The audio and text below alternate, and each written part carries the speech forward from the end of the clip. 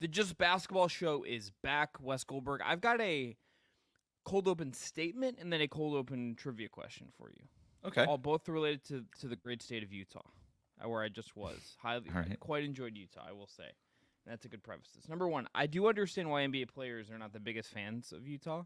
It is not a downtown in an environment that, knowing what we know NBA players like to do in their free time, for the most part, I would say the vast majority are not into like going to get a 6-mile hike in on their off day on a road trip, right? You know, like I get it. Mm-hmm. That said, I quite enjoyed it. Number two, here's the trivia question. There is a mural downtown near the Delta Center where the Jazz play that has a bunch of Jazz icons, I'll say, on it. Okay? There were 4 that I spotted very quickly that were historical, and one who is a current NBA player but is not currently playing with the Jazz. No current Jazz players are on this mural. Okay. How many of these 5 can you name? I'll give you 2 misses. Okay. And if you want do you want one more slight hint? I'll take all the hints you want to give me. Sure. I think they're pretty obvious. There's like it spans Jazz history. It goes back to like earlier history where there's like I would say a legend in some regards, and a lot of other legends. One like all-star guy who maybe had a contemptuous exit there, and then the last one I think you should get based on who the Jazz infrastructure really hyped up the last couple years before he was moved on from. So give me your guesses. All right. Andre Karolinko? Nope. All right. That was a joke. All right. I would have been sick, honestly. Put Andre Karolinko, AK-47 on this mural. Like, let's fix it.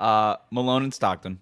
Stockton was on there. I did not see Malone. I could have Really? missed this because I walked by this and I caught it and I meant to take a picture. And then when we walked back, we walked a different way with my cousin and I. So I did not see Malone. I'm going to say this, that he could be on there and I missed it. Someone in Salt Lake City watching the show can tell me that I'm so there's a moron different and I'm 4 besides Stockton. So I've got 1 out of the 5. You got 1 out of the 5. And the Malone one I'm not going to count as a miss for you. Gordon Hayward. Nope. Okay. Rudy Gobert. Rudy Gobert. Donovan Mitchell. Donovan Mitchell not on there. Okay. So I got 2 misses right off the bat, so I lost, I guess. Well, no, I'll give you. No, you got 1 miss. I'll say who is the coach associated with Stockton and Malone? Oh, I didn't even think about coaches. Don't tell me. Don't tell me. The name's escaping me. We can edit this part out. We're not editing this out. I was just talking about this guy last night. Oh my god! Yeah. Because the Heat just named Jerry Sloan. Okay. Jerry Sloan. Yep. Jesus. Jerry Sloan. That's one. Give here. Okay. The one of the 2 remaining ones played college basketball at LSU and was like a 70s basketball icon. Also a white guy. Pistol Pete. Pistol Pete, and the last one. This could go like, are we going like Deron Williams, Carlos Boozer? There you go, Deron Williams. You got it. He made it. Deron Williams made the mural. Deron Williams on the mural. That's right. Unbelievable stuff from Deron Williams. But no, you couldn't get Karl Malone on there. All right. Great UFC fighter, Deron Williams, or UFC or boxing. He's a bit. I think he boxed, but he's like a huge UFC fan and like invested in a gym, if I'm not mistaken. Again, Malone could have been there. Did see one of Karl Malone's Chevy dealerships driving around Salt Lake. So his name is still around, but it was Stockton, Sloan, Pistol Pete in the center, Rudy Gobert, and Deron Williams. Those were the 5 that I noticed. Who would be on Cleveland's? LeBron, Kevin Love, Kyrie, Austin Carr, and Mark Price. I would say. Yep, that makes sense. Miami's. I would guess Miami be. I was gonna say Alonzo Mourning. Why am I forgetting his name? There's a center that was there before Shaq. Is it Alonzo Mourning? Alonzo Mourning, of course. Yeah. Okay. Alonzo Mourning, Dwayne Wade. Yep. I think you kind of put Riley on there because he's Pat, like because he's he's the Don, you know.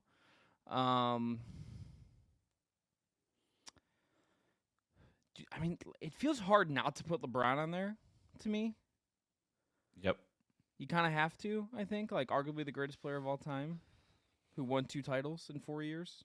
I don't know. It would be weird, right? So I think the mural would definitely start with Alonzo Mourning, Dwayne Wade, Pat Riley, and Udonis Haslem. Those 4 guys would be on it. Yeah. Then you can kind of go like, all right, are we going to include Chris Bosh and LeBron? Do we want to include Shaquille O'Neal? Do we want to include Tim Hardaway?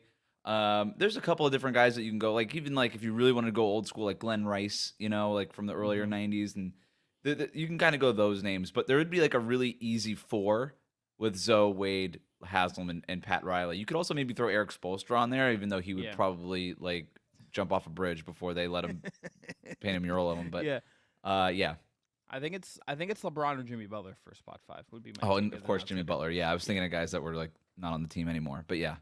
Yeah, eventually Bam, I think, would be on there as well. Yes. In the way that you could project, like, maybe Evan Mobley's on there someday in Cleveland. It's one of those things that evolves. Like, is there's somebody on the Jazz now that's on there like 6 years that they need to redo the mural. But it was a cool mural. I think we need more like sports murals in cities. Was my take seeing this, and I also wish I would have taken. I'm very mad at myself for not slowing down and just getting the picture. But I'm sure you can find it on Google Images. It's not in the moment though. It kind of takes away the purpose of the fact that I was staring at it as I was walking around Salt Lake, and missed it. But on today's show, we're gonna go through the NBA GM survey, give our worst GM survey takes, and we're gonna talk about Shams to ESPN. Plus, I have a quick at the top, belated because we missed it because right when I went to Salt Lake City, the Karl-Anthony Towns trade happened. And I'm going to throw Wes one quick question about that trade because we have not covered it here on on the show, on today's Just Basketball Show. Let's dive in. Oh, a spectacular move by Michael Jordan. LeBron James with no regard for human life.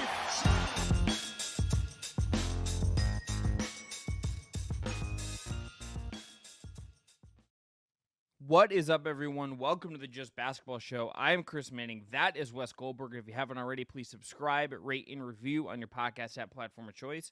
Hit subscribe on the Just Basketball Fans YouTube channel, and check us on a TikTok, Instagram, and X. Support for today's show also comes from BetMGM. If you haven't signed up for BetMGM yet, use bonus code JustBasketball. You'll get up to a $1,500 first bet offer on your first wager with BetMGM. Here is how it works. Step 1. Download the BetMGM Sportsbook app on iOS or Android and sign up using code JustBasketball. Step 2, deposit at least $10 and place your first wager on any game. Step 3, you receive up to $1,500 back in bonus bets if that bet loses. Just make sure to use our bonus code JustBasketball, all one word, when you sign up. Gambling problem? Call 1-800-GAMBLER. Must be 21 or older to wager. Terms and conditions apply. Wes, it's good to be back with you, my friend. Yes, sir. We had a little hiatus as I went out to the Great American West, and now I'm back, and we're here getting ready for the NBA season. You're in the thick of it, covering media days and all of that, and I am just a humble YouTuber and podcaster now, which I'm not going to lie to you, my sleep schedule drastically appreciates that change. But I got a question for you. We didn't cover the Towns trade because I was away, and just the schedules didn't allow. There was this reporting that came out after that the Knicks, before doing this trade, were pursuing Walker Kessler. This was something that has been now reported on, that they had called about Kessler. The Jazz wanted, I believe, multiple firsts.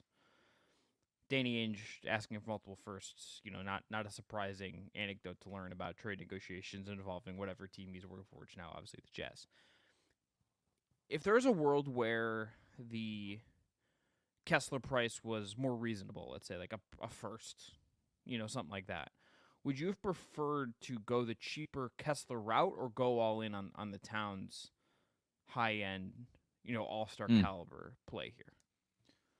So I'll preface this by saying I'm a tremendous Walker Kessler fan. I was a little confused by the year 2 slump that he had. He's back in the starting lineup, it seems, at least right now for the Jazz, so maybe there's a year 3 bump that's coming. And I, along with many people, are maybe skeptical of Karl-Anthony Towns, specifically when it comes to his playoff viability and him being a centerpiece to a team that's going to get to the NBA Finals. All of that being said, the Karl-Anthony Towns trade was a better trade. Mm-hmm. It was a better trade. He's a better player. Walker Kessler, I like him. We don't know what he is. We know exactly what Karl-Anthony Towns is. And yeah, I think some people might look and say, like, okay, what if it was Dante DiVincenzo for Walker Kessler straight up, or 1 first-round pick, like that Detroit pick that they moved over to Minnesota in the Towns trade? What if it was that pick for Walker Kessler and some salary filler or whatever?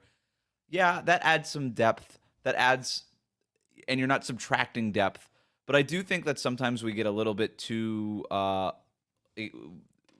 we get a little too obsessed over depth and don't think enough about the high end talent. And there's no doubt that by adding Cat to this roster, your high end talent, even when subtracting Julius Randle, your high end talent just got higher, right? You just now there's the only team in the Eastern Conference that could rival New York's just sheer talent level is the Boston Celtics. And now, yeah, they have some stuff to work through, right? It's a much more dramatic change, but it is a change that if it works, could turn them into a championship team. Where I think I was a little bit lower than consensus on the Knicks before the Cat trade. I'm still not totally sure how I feel about them now, but I do know that their ceiling is higher than it was. And if you make the trade for Kessler, I don't know that it necessarily is. I'm not even sure that Kessler is a better option than Mitchell Robinson if Mitchell Robinson is healthy. To me, Kessler would have been more insurance at the center spot, which could have been valuable and still would be valuable, by the way. But yeah, the Cat trade was better despite what you had to give up for him. I agree. I think the Kessler trade would have made some sense, but it's a little too cute for my liking. Like, you're the Knicks, you have Brunson in his prime, Mikal Bridges in his prime. You have everyone else, like OG, in their prime, and you're paying big money to these guys. You kind of just got to go with the thing that you know. You're getting another guy in his prime who aligns timeline-wise, who I think will fit really well offensively, especially with this team. Has been saying all the right things about reuniting with Tibbs and every angle of this. There's not anything that the Knicks or Towns have said that makes me not think that. It made me a little bit more optimistic about it in the early days before we've seen it in a regular season big stretch or anything. The Kessler trade would have been just like, I get it from if you're so worried about salaries and stuff, and I do think you will see. I think one of the ramifications, Wes, of the CBA era we're in is we're going to see more cute trades like that, where we see like first round guys getting dealt to teams just for the sake of cost control. And we might see some of that. But for a team that has championship aspirations right now, I think just trading for we know what his baseline is. We know there's still work to develop, and he's cheaper. That was just a little too cute for a team that has ambition to me. Yeah, I think you're right on all those fronts, right? Like, we're going to see more of these cap relief types of trades. I think that's why Minnesota did it when they did it. I also I was talking to somebody who covers the Timberwolves, and I'm like, were you a little confused by the timing of this and everything? And they said, not really, because as good as Karl-Anthony Towns is, he's still making like $60 million a year. And the amount of players that are worth $60 million a year is less than the amount of players making around that amount per year in the NBA right now, because a lot of those guys like Cat signed those contracts before the new CBA came in. So if you're a team that is looking to shed some money and offload one of those enormous supermax contracts, no matter who the player, if it's one of those players who's almost at that level but not, teams just can't afford to have those guys anymore. So when Minnesota was able to find a positive return, right? Like, on paper, this trade seems like crazy compared to what we're used to seeing guys like Towns get traded for. Heck, what Minnesota traded for Rudy Gobert was more than they traded for Towns for in return. So we're just used to these guys that are making this kind of money and have that kind of notoriety getting traded for a bunch of stuff. And right before the new CBA kicked in, oftentimes it was like 3, 4, 5 first-round picks at a time. But that's just not the world we live in anymore. Now it's like, hey, you want to get off a $60 million player, a guy on a supermax on a long-term deal? You're lucky if you get positive value back, no matter who the player is, which, again, sounds crazy considering of how accomplished and how good and how interesting of a player Cat is, but he's not like the number one option on a championship team, right? You could think whatever you want of Cat. You could be his biggest fan. There's nobody saying, yeah, that's the number one option on a team that's going to win the finals. And that's what a $60 million player has to be now in this new CBA. So the fact that Minnesota was able to get anything positive and not have to actually attach a first-round pick to get off of Towns, in and of itself was a win. And you could talk yourself into liking this trade from Minnesota's point of view. I actually have over the days after the deal happened. I actually kind of like the trade for both sides now. I thought it was like a lose-lose at first, and the more I thought about it and kind of dove into it and talked to people, now I think it's more of a win-win. But yeah, man, like this is going to be one of those trades where we look back on it and be like, yeah, that is going to be more of what I think trades look like going forward for guys like that. And by the way, unrelated, and I'll be short here because I'm already going too long, but Mikal Bridges, okay. the reason why you trade 4 or 5 first-round picks for Mikal Bridges is because he's on such a value contract. So those guys, their trade value is going to is skyrocketing, whereas the value of a guy on a supermax contract has a pretty hard ceiling if they're not necessarily worth that supermax contract. Look, I would add one last thing to this, just as a prediction. Let's just say Jared Allen gets traded within a year. He will go for more picks than Karl-Anthony Towns, just because of the price. His salary's cheaper. He's going to be up to like $30 million. That's still half of what Towns makes. He will get like 2 firsts in a world where Cat only gets 1 because he costs so much. That's just a guess, a prediction that I feel okay about. All right, let's get into the NBA GM survey, an annual tradition where NBA.com surveys all the general managers in the leagues, gets them a set of questions. People have read it. You can find it on NBA.com right now. Your favorite team's SB Nation site or fan-sided site has surely done some work analyzing it from that team's perspective at this point. If you want to go read on whatever specific team and get a fan base take on it, Reddit also aflame over this as it always is. We have to do this Victor Wembanyama call out first, Wes. And you threw this in there, so tell me why you highlighted this question. If you were starting a franchise today, could sign any player in the NBA, who would it be? And Victor Wembanyama won with 77% of the vote. What was your thought on this? Well, I included this in our show notes here because this is by far, to me, the biggest takeaway from the Real GM survey. Because last year it was Nikola Jokic, easily the best player in the world. I think if you asked most people, and by the way, the GM survey did bear this out, Nikola Jokic still considered the best player in the NBA, and yet not the guy that if you had to start a franchise today, you would just put in the middle of your team. I don't know. I find it surprising and not surprising at the same time, right? Like where, yeah, Jokic is the best player in the league, but he's 30 years old. I get that. And Victor Wembanyama is the next big thing. But look at the names that Victor Wembanyama is in front of. Shai Gilgeous-Alexander, Nikola Jokic, Luka Doncic. I mean, those 3 guys are bona fide first-team All-NBA guys. And Victor Wembanyama going into his second year got 77% of the vote. Nikola Jokic last year got 33% of the vote. When was the last time one player got 77% of the vote? That is as close to consensus as I've seen on the GM survey. And I don't think it's wrong. That's the craziest thing about this. I think most people are like, yeah, obviously. And I think most people had this response. But like, let's actually think about the context of what's going on here. A guy in his second year is basically a consensus. That's the guy that you would build your team around. And he's never won more than 25 games in a season or whatever the Spurs won last year. It's pretty remarkable, and yet I can't disagree with it even a little bit. I think I would say the same thing. It's without question, I think, correct.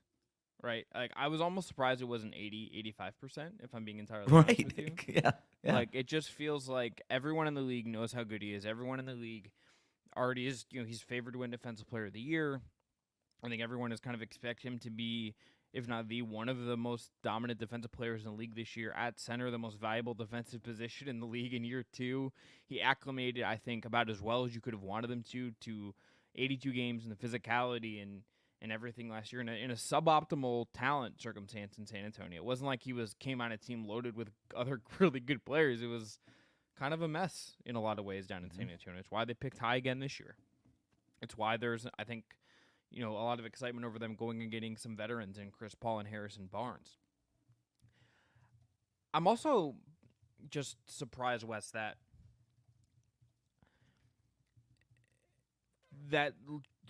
on top of that Jokic was like at 10 and Shai's at 10, but Luka's 7%. It's interesting that Luka is 7% behind the other guys and so far behind the others, because I would have him over Shai, I think. If I were picking, I would have Jokic 2 and then Luka 3 and then Shai 4 as the way I think I'll go. And like Giannis is also not on there as well, even though he's like right in the smack of his prime as well. Like, Wembanyama obviously tilts this, but it's interesting to me how someone like Luka is also kind of pulled away from this one. I think there's even a case for him at 2, even if I would have him at 3. I would have Luka at 2. And when you were, if you're asking me pick one player that I could start my franchise with, to me the 2 options would be Wembanyama and Luka Doncic. I think we forget how young Luka Doncic is. I think it feels like he's been in our life so long. He's younger than Shai Gilgeous-Alexander. Shai's 26. Luka's 25. Luka's not that much older than Victor Wembanyama, right? So it's sort of nuts that we already kind of just say, Luka, he's a has-been. Like, we know what that is. This does sort of reflect like our new thing because Shea inarguably had the bigger leap last year in terms of sort of how we think about him. He was in the MVP conversation for the first time. Luka's been in the MVP conversation for 3 years in a row now. Luka's amazing. You put Luka on the floor, you're guaranteed a top 10 offense every single year. He's between him and Jokic, you have the two best passers in the NBA. The guys who, okay, you need like a good, efficient look, like you need a good shot. Give it to either Luka or Jokic and on any possession, and you're kind of guaranteed a decent shot. And that's such a valuable skill in today's NBA that honestly, Victor Wembanyama doesn't have that, and I don't think projects to have that. Like the best shot Victor Wembanyama is going to create is the fact that he's 7'6" and can just shoot it over anybody, so nothing's ever going to be really contested. But he's never going to be, at least I don't think, the guy who's setting up his teammates in the way that Luka and Jokic do. I don't think anybody sort of projects that for Victor Wembanyama. Wembanyama's greatest skill set is the finesse that he plays with at the size that he is, which is unlike literally anything we've ever seen in the sport.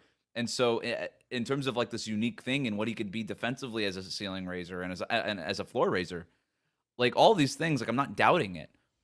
I am like with you though, pretty shocked that Luka didn't get more consideration for this, at least it seems. So I don't really know how many people were like between Victor and Luka and were like, I just sort of went Victor. Like maybe Luka was second on a lot of people's ballots. It sounds like with the way these things are worded, you only get to pick one. But yes, yeah, I'm with you. Like Luka should definitely he should have easily been number 2 on this list. He would have easily been number 2 on mine. I think they should do like a top 10 is kind of what I want to see with this. Like, or at least a top 5. Maybe a top 10's asking. I don't know. I'm okay. I'm okay with it just being what it is. It's not like these count for anything. No, I just think there's so much talent. I want to see I want more insight into how GMs and decision makers on these teams are sorting out the top talent in the league. Because I think we all kind of settle into we all have our certain biases, and we're also on the outside of it, even if we're thinking about this a lot and talking to people and whatnot. I do think it'd be interesting to see like how different GMs are parsing out the skill sets, and also like part of me wondered if you think about Shea, Jokic, and Luka as a three-man group. I wondered if Luka's cantankerousness was like maybe why he was lower, just because like Shea doesn't have that rep of being hard to kind of work with. Like the weirdest thing about him is his Instagram captions, and Jokic is just like going to show up, even if he loves his horses, he is going to show up and just be a badass. And he complains a lot, but it doesn't seem quite as noisy as Luka's complaining, and that might be incorrect in some ways. But I wondered, part of me wondered if that was why Luka was. And I think maybe some of the defensive drawbacks too. Yes. I think Shea with what he can do defensively, he's not a minus on that end. Luka and Jokic are mostly minuses, and I don't want to get into the whole is Jokic a good defender or not, but like they're not what Shea is considered defensively. And so I think Shea has that reputation of being more of a two-way guy. But I love Shea. I don't ever project him being the best player in the NBA. Do you? Like, he to me could be a top 5 guy for the next 10 years. Like, I wouldn't be surprised at that at all. But to be the best player in the league, I don't know that that's in the cards for Shai Gilgeous-Alexander. Whereas with Luka, you could argue he's the best player in the league right now. Mm-hmm. And at 25 years old, can be for the next half decade. With Nikola Jokic, there's no debate. Like, he's been the best player in the world for the last 2 years and might still be, right? So again, I love Shai Gilgeous-Alexander. I just wouldn't have him this high, and I think it's gone a little bit too far with him. Yeah, I think that's right. Okay. Let's go to some worst GM survey takes, Wes. I'll go first. Mm-hmm. I'm going to dip my toe in the water on a milder one before we, go into some of the bigger ones. I was really struck by how optimistic the GMs were about Reed Sheppard. It's not that I don't like Reed Sheppard. I think I'm intrigued by Reed Sheppard. But he was the favorite by NBA GMs to win Rookie of the Year at 50% of the vote. I think there's a case for him, but I think considering the clouded situation in Houston, I think that is perhaps a challenge. We don't even know what his role is exactly going to look like. I think kind of being that certain he's going to win Rookie of the Year speaks highly of what these guys think of him, and I don't know if I'm quite there just partially because of circumstances. Secondly, which rookie would be the best player in 5 years? He was he won this with 43% of the vote. Stephon Castle at 17%, Reese Shea at 13, Bub Carrington, Alex Sarr tied at 7, Bucelis, Klingon, Ron Holland, Dalton Connect all got other votes. This is not as overwhelming as it was last year. Wemby got 90% of the vote. I don't know how he didn't get 100, if I'm being honest with you. 5 years ago, Zion got 70. So this isn't like a runaway train. But even 43% West coming off a draft class that isn't like considered this like starling draft class. I'm surprised this was so optimistic about a guy that I don't even know exactly what he's going to be in a clouded situation as a rookie for a team that I think wants to push for the plans. You can tell me there's a scenario this year where he doesn't hit the ground running and they like pull him back a little bit just because they're chasing like the 10 seed in the play-in tournament this year with the way they've kind of built the last couple of years. I just was surprised that he was the favorite in both these categories, considering this rookie class is such an unknown. Yeah, and I think it almost speaks to the fact that this class is such an unknown that the reason why Reed Shepherd came out ahead in both of these categories is he's like the only one who's had a real moment so far, right? Like his summer league was scintillating. It was great. Really cool to watch this guy get out there, and everybody was like, oh wow, this guy could ball. Like the size issues, all these things, not a concern. Even defensively, he held up. Again, just summer league. I'm not trying to sell any Reed Shepherd stock. Apparently, I don't have to. Everybody's already bought it. But he's the only one who has any sort of real moment out of this entire class so far. And this, I'm assuming, was done before Zach Edey almost broke a basketball rim, getting that lob from John Morant. And so, yeah, to the point when these guys filled out this survey, he was the only one with a real moment. And for a class that's so unknown, I think it was almost by default, like, I don't know, Reed Shepherd. Like, that's sort of what this read to me. My takeaway from these rookie questions was the number one pick in the draft is barely represented. And that does not speak well about the number one pick in the draft. Zachary Risache, not even getting a vote to win Rookie of the Year. He was the number one pick. He can't win Rookie of the Year. Aren't these guys the favorites to win Rookie of the Year? Wembanyama got 50% of the vote for Rookie of the Year last season. Also, like in the best player in 5 years, the number one pick, who is, again, presumably the guy with the highest ceiling in the draft, not getting a vote. Or I'm sorry, he did get a vote. He got 13% of the vote. That was Reed Shepherd got 43% of the vote. Stephon Castle got 17% of the vote. Bub Carrington, who was taking like 18 picks after Zachary Risache, got 7% of the vote. Like, people don't like Zachary Risache. I mean, I guess everybody except Atlanta doesn't like Zachary Risache. So I thought that was pretty interesting. Yeah, the Risache is in a no-win situation this year. Is where I think I ended up with him. It's a little bit uncomfortable, right? Like it is. You know, this weird situation where he is on this team that might be trading a superstar, we think, and like Trae Young feels like the next big name player to get dealt. Mm-hmm. They have a really good coach, but like it's not a good draft class, and like is he contributing to winning? Can they let him make a bunch of mistakes? It just feels like he is stuck in this no-win situation this year, and I think no one feels, I think, particularly optimistic about the Hawks as a general kind of basketball operation right now, which doesn't help him as well. But he just feels forgotten already, and it's not like Anthony Bennett felt like he partially, I think, when I look back at that draft as a point of comparison, he was so bad that it forced us to like reckon with how bad of a pick that was. I think there's a world where Risache is just like normally bad, and we just kind of forget about him, and that's also kind of a no-win situation for a guy that's the number one overall pick, you know? Yeah, especially if one of these guys behind him pops, which odds are he's not going to be the best player in this draft, and it's just going to look back. It's going to look bad for him. It's going to look bad for the Atlanta Hawks. So, yeah, just we'll see what happens with this rookie class. But in terms of some of my worst GM survey takes, yeah, let's go. I'm going to go back to my theme about pumping the brakes on some of these guys, and I'm going to go back to my theme of prefacing what I'm about to say so I don't get like hate mail on this thing. I love Anthony Edwards. He is one of my favorite 3 players in the league to watch. I think the guy is a superstar. He's a stud. I can't wait to see the leap that he's about to take, and I can't wait to see what he's going to do with these Minnesota Timberwolves, who are fully his team now with Karl-Anthony Towns now in New York. But best shooting guard in the NBA right now? Like, come on.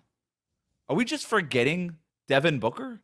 So Anthony Edwards gets 33% of the vote. Devin Booker gets 23% of the vote. This is, again, people getting ahead, like way over their skis, right? Like just like drinking way too much of their own Kool-Aid, The NBA getting high on its own supply. I know we want to push Anthony Edwards as the next American face of the NBA, and I get it.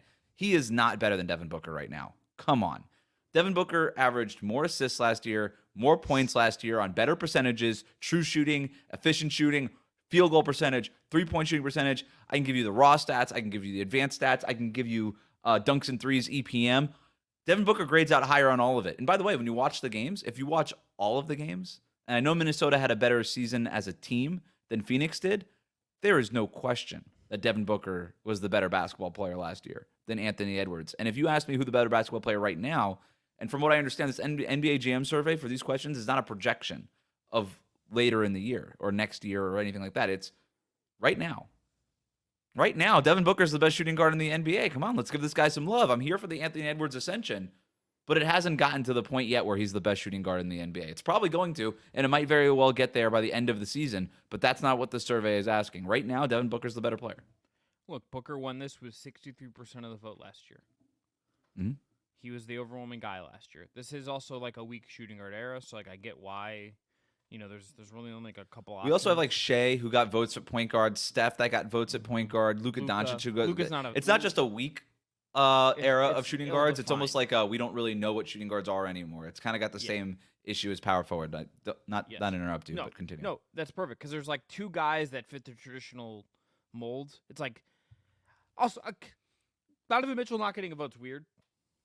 Like when it's like I think the three guys that fit the mold are Edwards, Booker, and Mitchell. Mm-hmm. Those are the guys. Like those are the shooting guards. Like Luka's not a shooting guard. SGA is not a shooting guard. Steph Curry is not a shooting guard. Jaylen Brown not a shooting guard.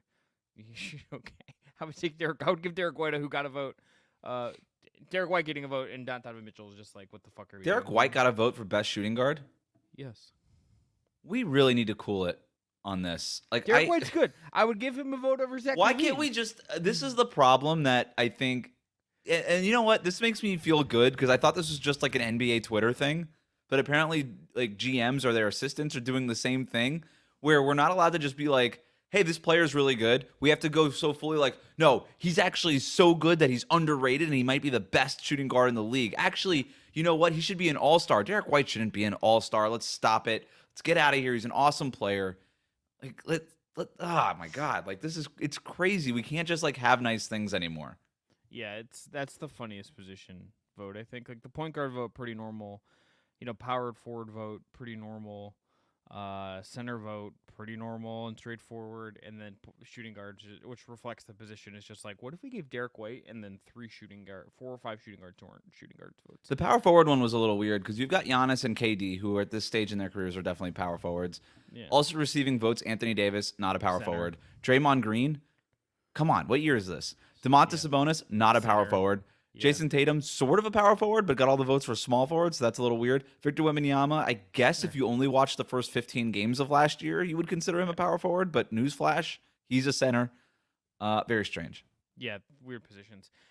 I agree. I think this is a good take, Wes, because I would have Booker one as well. I think if there's something I feel that separates him right now, it is that I think he's a better defender overall than Ant. That could be a Team USA, like he absorbed the dirty work rub where Ant didn't quite do as much of that. That could be I think Ant for me. I think Ant definitely has a reputation of being the better defender because when he turns it on, he's way better than Devin Booker. Way better.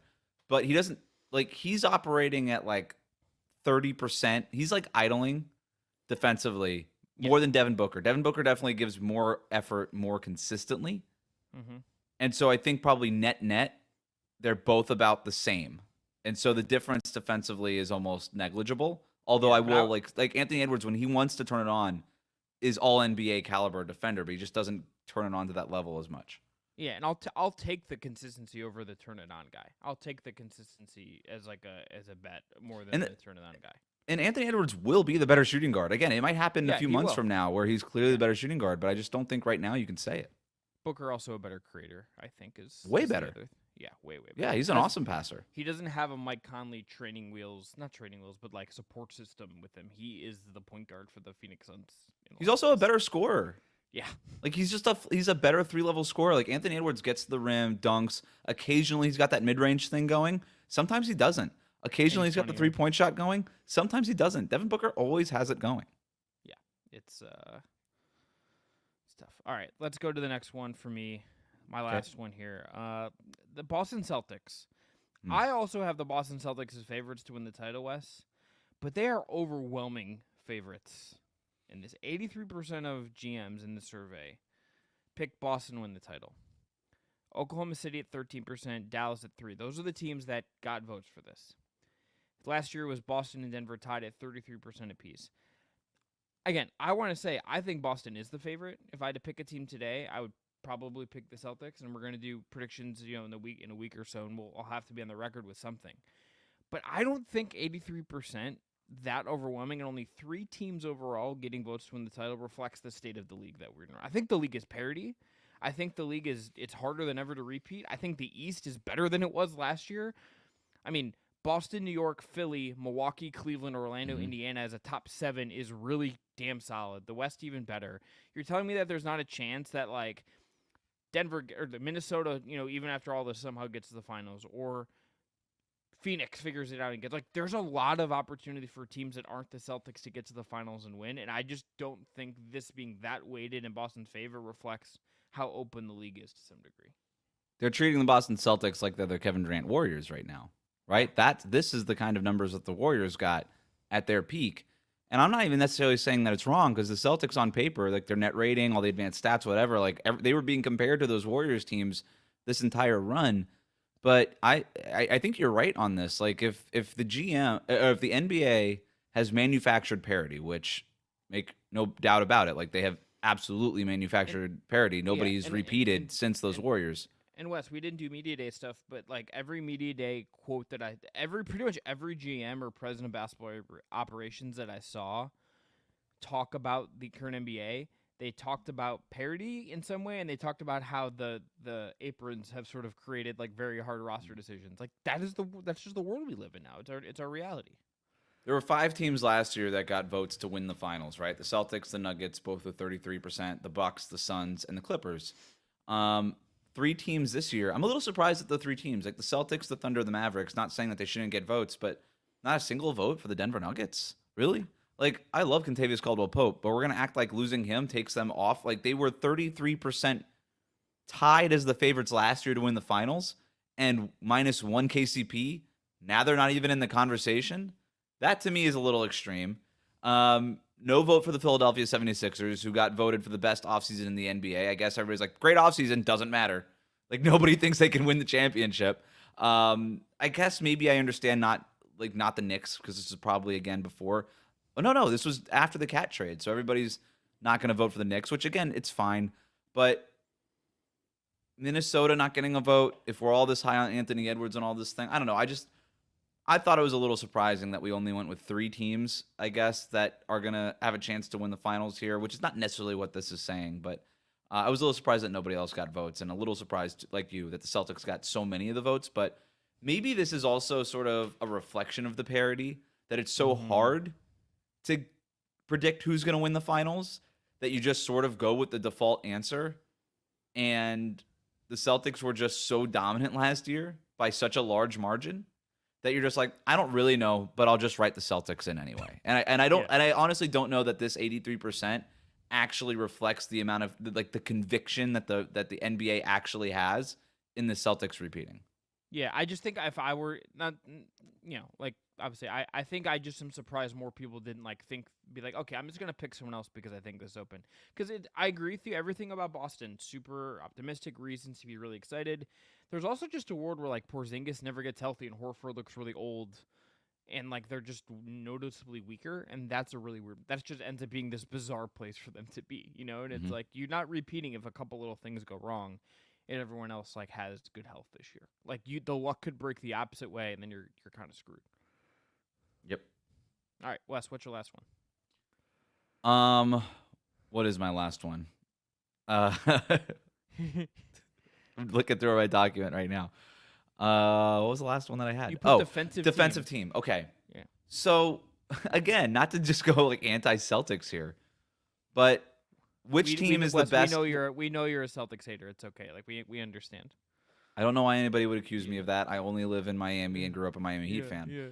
But which is the best defensive team in the NBA? Boston Celtics, 57% of the vote. What? They weren't even the best defensive team in the league last year? What's going on? Why?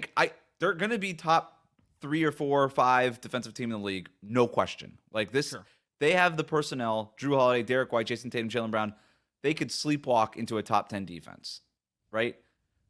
But Minnesota and Oklahoma City Thunder. Minnesota got 23% of the vote. Again, Boston, 57% of the vote. Crazy. Minnesota, 23% of the vote. OKC, 20% of the vote. Both of those teams are going to be better defensively than the Celtics. They just are. I don't know why. I'm honestly just confused by what the GMs were thinking here. Because, again, the Celtics weren't coming off of a year where they were very good defensively. They were not the best defensive team in the league. Minnesota was by a wide margin. Mm-hmm. And they lose Karl-Anthony Towns. I get that. And maybe that deflated them. But what the Thunder did over the offseason, which, by the way, these NBA GMs were also like most underrated moves. Alex Caruso, Isaiah Hartenstein, which I don't think they're underrated even a little bit. I think we know exactly what they're going to do. Everyone's like, you know what moves are really good? The Thunder getting Alex Caruso and Isaiah Hartenstein. It's like those are like the moves that everyone gave A+. No shit. To. Yeah. No shit. They're not underrated. I don't know why we're just like, oh, they're not all-stars, so it's underrated. No, we know exactly what this means for them. Frankly, nothing Sam Presti does is underrated at this point. In fact, I would argue that most of it's overrated. Exactly. Most of the time we get ahead of ourselves. What? Traded a good player for draft picks 5 years from now? What a genius. Yeah. So I just don't understand why we're giving the Celtics this much love defensively. That's the part that makes no sense. Oklahoma City Thunder, they are going to roll out lineups where they have 5 awesome, not even passable, awesome defenders on the court, and they can do 3 or 4 different lineups that way. They're always going to be good defensively. They have one player, Isaiah Joe, in their entire rotation who's a minus defensively. Yeah. And I don't even know how much he's going to play this year, frankly. So and if he does play, they're as equipped to hide him as anybody. Most teams are not going to be able to do this stuff to really futz with him and fuck with him in that way. That's just the reality. The Celtics are going to be awesome defensively. This is not, I don't mean this to take away from the Celtics. I'm not even trying to take away from Minnesota here, although I think losing Cat is going to impact them defensively somewhat. But I think the Thunder are going to be far and away the best defense in the league, and I'm not really sure what the NBA GMs were thinking when they voted the Celtics here. So that was my one gripe there. I'll give you one positive. Well, not a positive, just real quick, Wes. I got to tell you, I did really like the what player is almost like could have a breakout season in 24-25 vote because a lot of guys were covered. Jalen Williams won the vote, but only with 13%. Evan Mobley, Ja Morant, Victor Wembanyama tied at 10%. I think there's like a big Evan Mobley bounce back year in the cards. I'm kind of getting there with him. Ja just feels like primed to have a monster year. We talked about Wemby, but then you got Paolo, Cade, Brandon Miller all got 7%. Then receiving votes, Anthony Edwards, LaMelo Ball, Derek Lively II, who I'm surprised didn't get more votes, Maxey, Trey Murphy III, Keegan Murray, Andrew Nembhard, Alperen Sengun, Cam Thomas, the weirdest one, Amen Thompson, and Oscar Thompson. You got just like a wide range of guys that I think to varying degrees have plausible breakout years ahead of them. I think like the right guys are at the top, particularly J-Dub, particularly Mobley. I think Paolo and Cade as well kind of in there. Brandon Miller maybe too. And Wembanyama obviously easy. But I think this did reflect how talented and interesting the young crop of guys coming up is. Yeah, I'm glad you're ending on a positive note because I guess I'll be the cynic here. Okay. You're about to hate? Yeah, I'm just going to rain on this whole parade here. Which player is most likely to have a breakout season in 2024, 2025 should be renamed of which player already had a breakout season last season? Because that's what this list is. True, but I think the different. I think for Jalen Williams he already broke out. What are we doing here? Okay, I think if the list was like, I don't think Mobley's had his real breakout season yet. No, there's a few. I think Evan Mobley, Brandon Miller, I guess. Yeah. But I have a hard time putting the second pick in the draft on here. Yeah, but I think breakout means you actually ascend in a real way and kind of hit this other level. And Brandon Miller, I could see paying attention to because maybe Charlotte is better than they were last year. Sure. But come on. A breakout that to me, Evan Mobley, yes. It feels like his development has stalled. So he's in need of a breakout to take that next step. Jalen Williams has not stalled. He's only ascending. These are guys just climbing. Why is Ja Morant on here? He didn't play last year. What is that? Victor Wembanyama, a breakout season? No, the guy's ascending. He already he broke out the day he was drafted. Paolo Banchero ascending. These aren't breakouts. Breakout to me insinuates and suggests something that is unexpected. Yeah.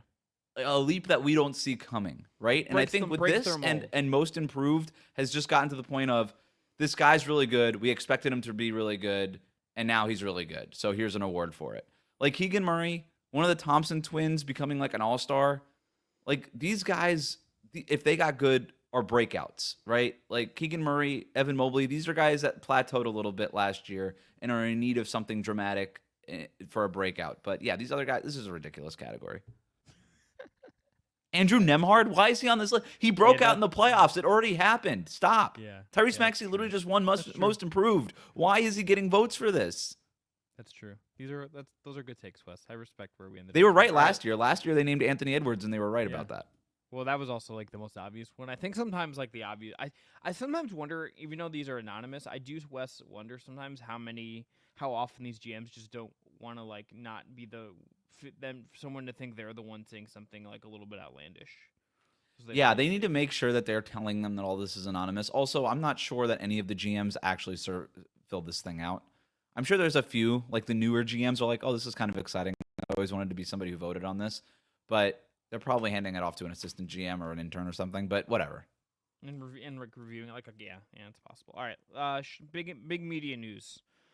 Shams Charania is taking Woj's old job at ESPN. I think, Wes, I cannot talk about this without also mentioning that Zach Lowe let go by ESPN. And I think this tells you about what ESPN is about as a basketball coverage situation right now. They want the newsbreaker. They want the guy that can go on their countdown shows and give you the dirt on what's going on, pair him with Perk and all those guys, and be pretty transaction-driven. Like, that's what Shams does. Shams is not a columnist.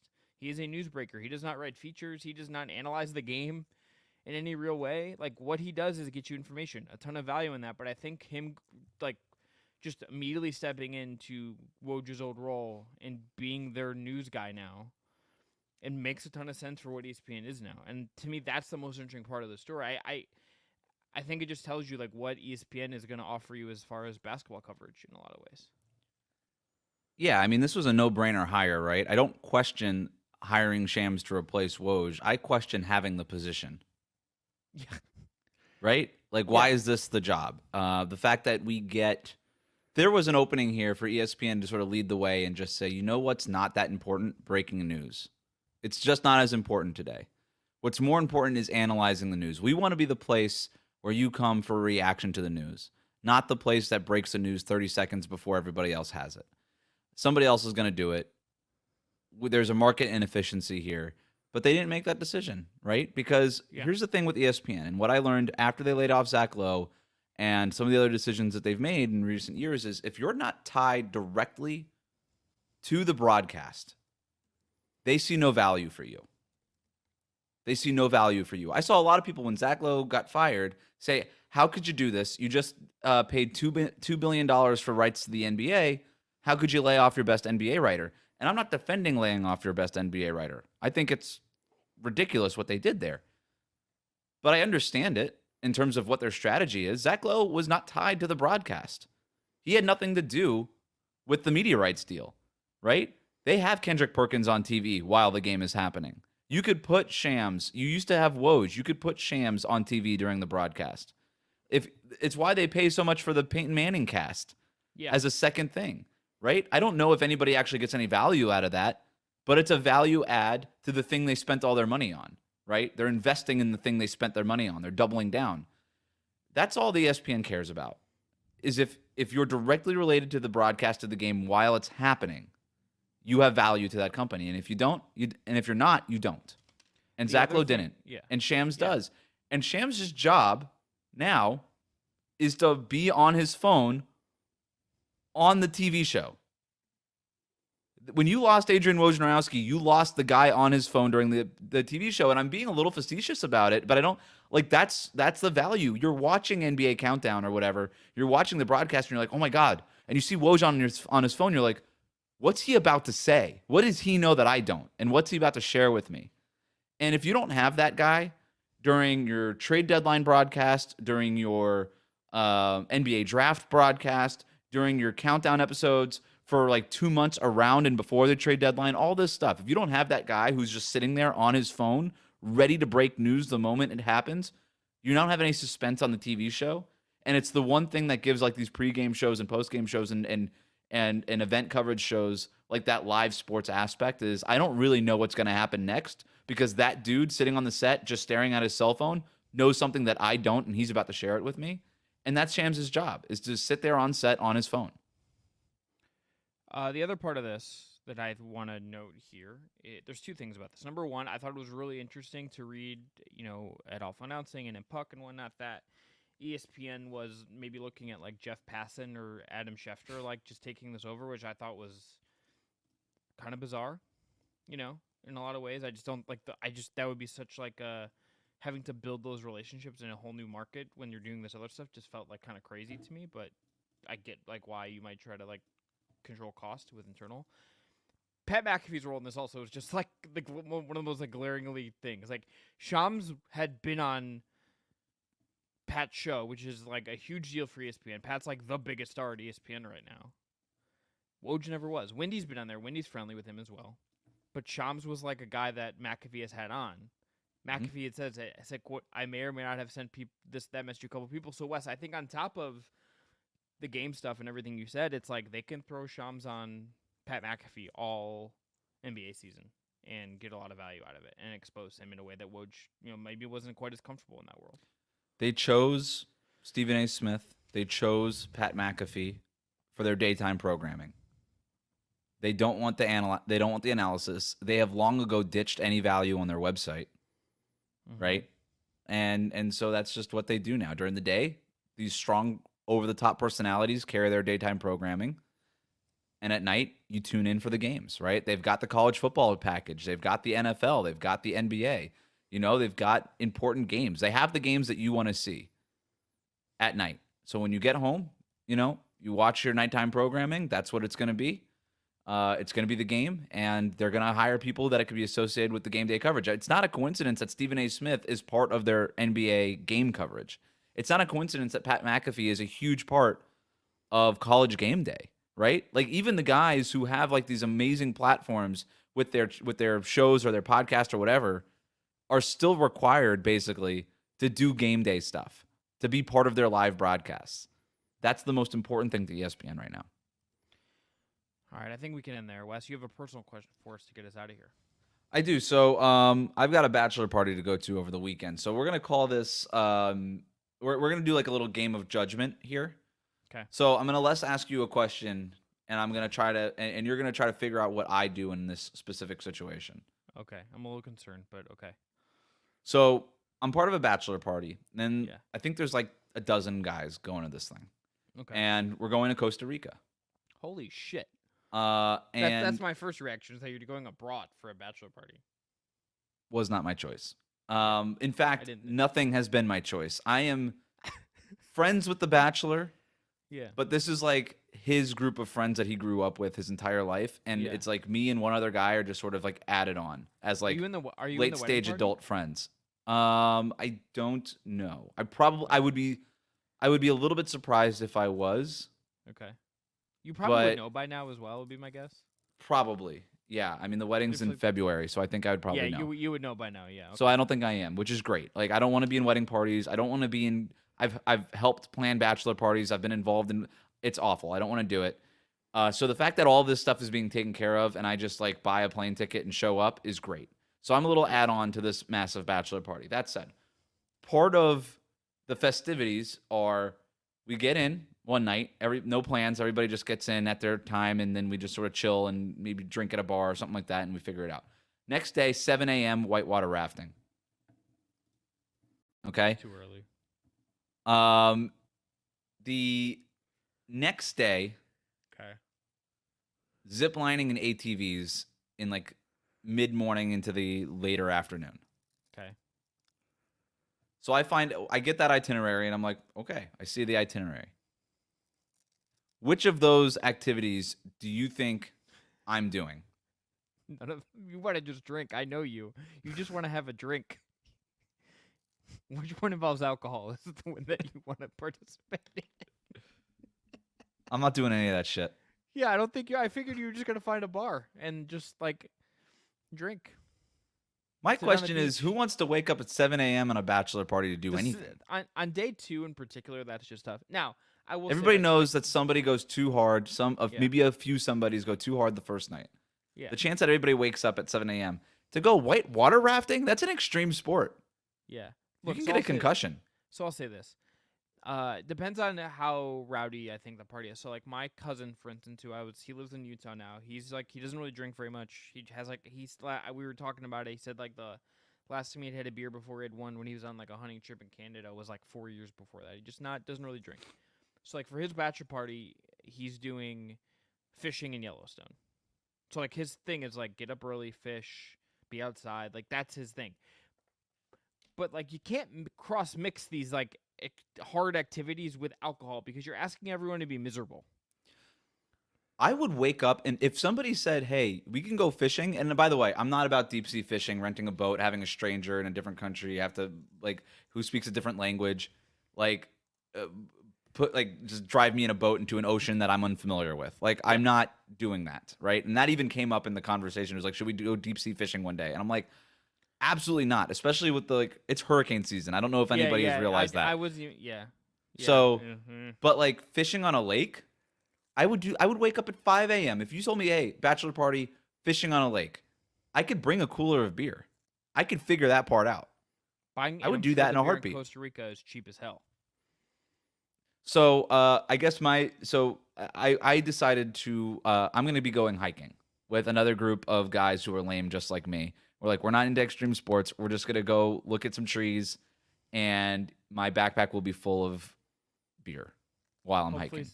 bring some electrolyte packets is what I would say. I already ordered them off Amazon. Yeah, I got those. Okay. Got a whole box of them. Multi-pack, variety There we go. flavors. Love that. Excited for Wes's electrolyte and beer review. But if I don't come back, Costa Rica hiking. y'all will know why. 'Cause you got bullied into whitewater rafting in Paris. And died. I'm not Yeah. going ziplining. I'm not going ATVing. For you, If you I think if you were gonna, I think you could get talked into doing the ATVing, but I don't see you going in the rapids, and I don't, unless it was like some of your like most close friends, and it was like more of like a chill rapids. But again, hurricane season ain't happening. yeah. I I don't really picture just, you as a zipline guy.